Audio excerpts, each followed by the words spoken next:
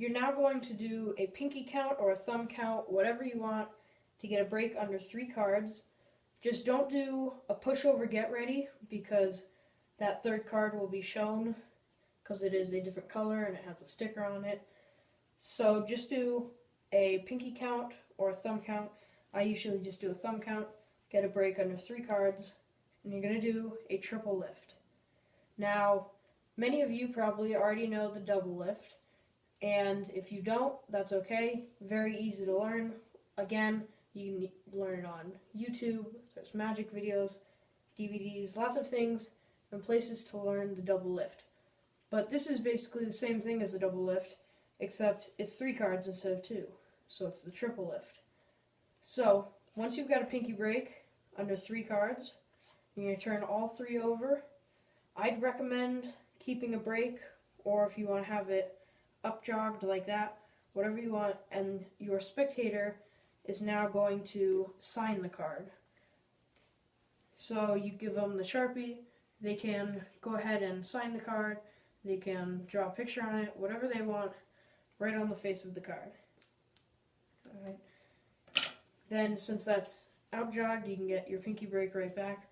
Or if you want to just set it back down, then once they've signed it, you can get another thumb count or pinky count, just like that. Make sure the ink is dry, and you're once again turn all 3 over. Now you've got their card signed, a random card, and a blank card. Alright, don't show them that. So, take all 3, turn them over, alright, not making sure not to flash anything. Just take them just like you would with a double lift. Just take all 3 cards, just turn them over as one. Now you're going to set down the top card, which is actually the blank card, and tell them to cover it up, put their hand on it, whatever they want. Now, they think this is their card, and you tell them this. Say, that's your card. There's no way now that I can get to it since you're covering it up. And they really think, oh, that's my signed card, when they just have their hand on top of the blank card.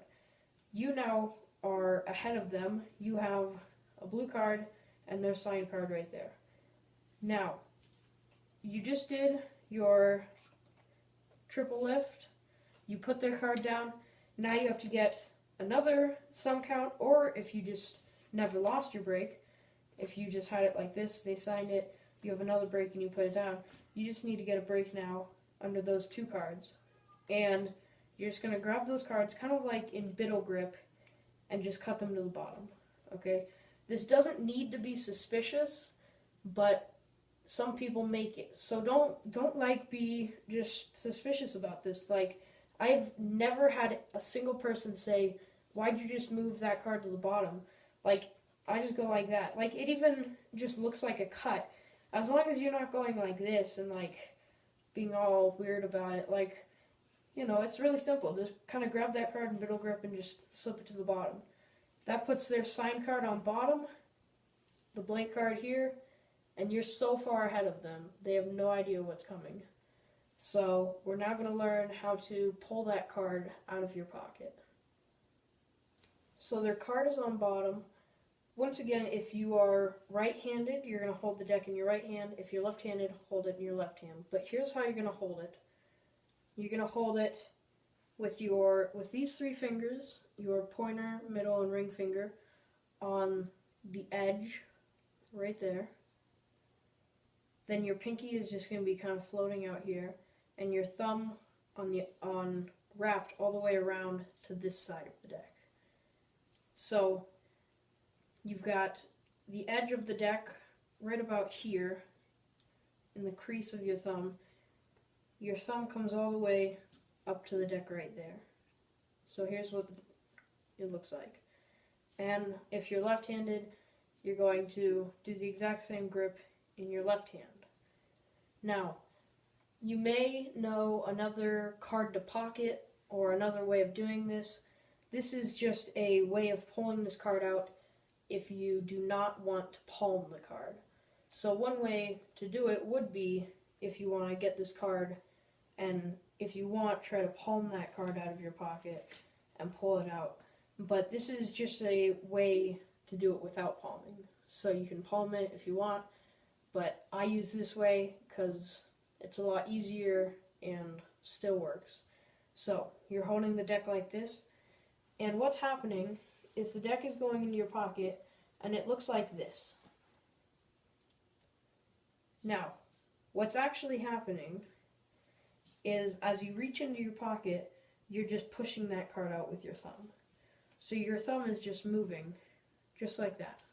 It's just pushing that card right out. Now what they think is happening is you're putting the deck, you're just grabbing that card out, like with the deck in your hand. Here's what it would like naturally look like. You would reach in and you'd like pull out that card.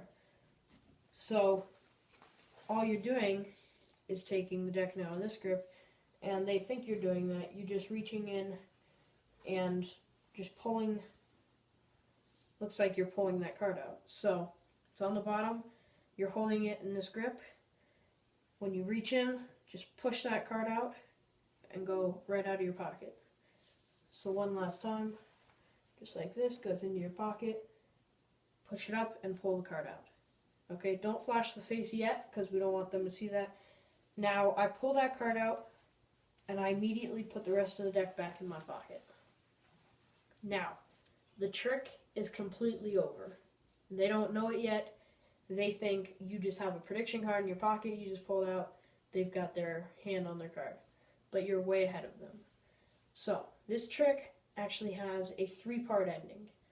You start by saying, you had a free choice at any number, and you chose the number 9. And this card that's been in my pocket the whole time, it has this prediction sticker on it. And I start to peel off the sticker, and then I say, actually, you go ahead and tear it off the rest of the way. They peel off the sticker, and they see underneath the sticker of the card that's been in your pocket the whole time, it says 9. Now this gets pretty good reactions, and when I perform this trick for magicians, this is usually actually the part that fools them the most, they say.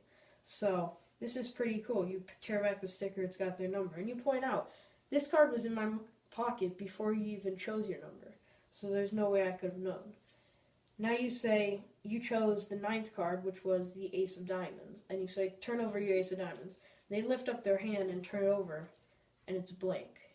This also gets huge reactions from regular audiences, and what I say is, your card appears as if it's disappeared, and it's actually reappeared in a really cool location.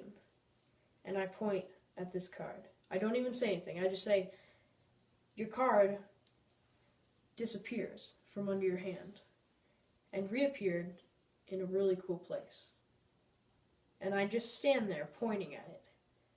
And they look at me, and they take the card, and they turn it over, and it has their signature, and they just freak out. This honestly gets some of the biggest reactions out of any tricks I do. This is crazy. When they see the card that's been in your pocket the whole time, before they even signed a card, you put this in your pocket, and it now has their signature on it. This just gets a huge reaction, and the cool thing is now, you can give them this card and say, here you go, here's a souvenir for you to remember this moment when this happened. And it's a really cool thing when your spectator has something to actually go home with to remind them of you doing this trick. So it's really cool because now they get to keep this. Now you take the blank card back, put that in your pocket, and that's the end of the trick. They take that card and walk away, and nobody knows how you did it. Alright, so they take that, you've got your Sharpie, and now I'm going to tell you how to reset the deck.